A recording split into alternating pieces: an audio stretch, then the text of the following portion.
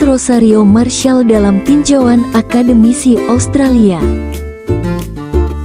Jauh sebelum nama Hercules Rosario Marshall disebut dengan penuh ketakutan oleh para pengusaha, jauh sebelum ia menjadi ikon kontroversial karena kedekatannya dengan Prabowo Subianto, namanya lebih dulu sudah bergema dalam forum-forum ilmiah.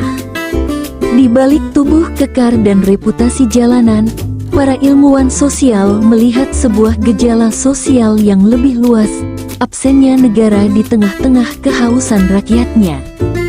Salah satu yang paling tajam membedahnya adalah Ian Douglas Wilson, akademisi asal Australia yang juga dosen di Murdoch University. Dalam buku The Politics of Protection Rackets in Post-New Order Indonesia, yang diterjemahkan ke dalam bahasa Indonesia sebagai garis bawah politik jatah preman, garis bawah Wilson menyebut kehadiran Hercules sebagai cerminan dari kegagalan negara dalam menjalankan fungsi-fungsi dasarnya, melindungi, mengatur, dan menciptakan keadilan.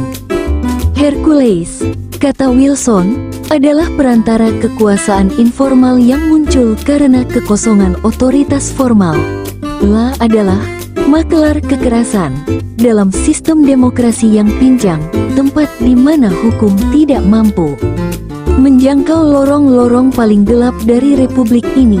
Wilson menggambarkan Hercules bukan sebagai pengecualian, tetapi sebagai pola, sebagai manifestasi struktural dari relasi kuasa kausal yang terputus antara rakyat dan negara.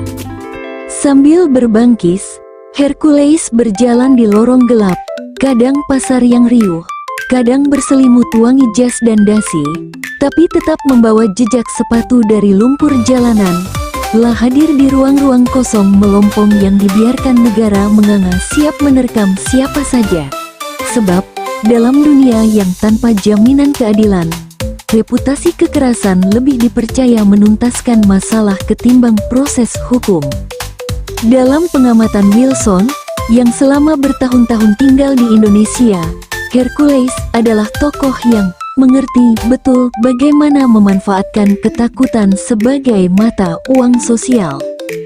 Kekuatannya bukan semata berasal dari otot, melainkan dari jejaring, loyalitas, dan ini yang paling penting, ambiguitas hukum yang dibiarkan tumbuh oleh rezim pasca Orde Baru.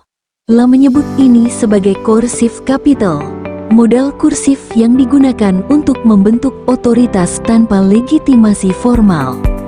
Wilson tidak sedang menulis kisah kriminal. La menulis tentang demokrasi yang brutal, compang camping, tentang negara yang kehilangan hampir semua taringnya, tentang hukum yang hanya hadir di pasal-pasal undang-undang, tapi tak menyapa rakyat jelata di lorong-lorong pasar. Kekuasaan, kita tahu, tak selalu hadir dalam bentuk yang bisa ditimbang, ditakar. Di negara yang merayakan pemilu 5 tahun sekali, kita berimajinasi, membayangkan kedaulatan rakyat sebagai pusat kekuatan. Tapi di luar sana, di luar lini masa, podium dan televisi, kekuasaan juga bisa hadir lewat tepukan di meja warung kopi, atau kalimat yang samar seperti, masih ada kita-kita orang, kami juga ingin diperhatikan. Begitulah yang terjadi di sebuah ruangan dingin, di kantor sebuah perusahaan otomotif Tiongkok, BYD. Orang-orang datang dengan senyum, mengaku sebagai warga peduli, mitra lingkungan, bicara perihal harmoni dan keamanan. Tapi di balik kata-kata itu ada sesuatu yang tak diucapkan, yang tak perlu diucapkan.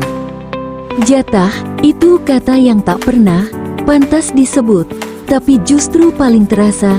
Wilson menyebutnya sebagai invisible coercion, yang dibungkus dalam bahasa kewirausahaan dan stabilitas.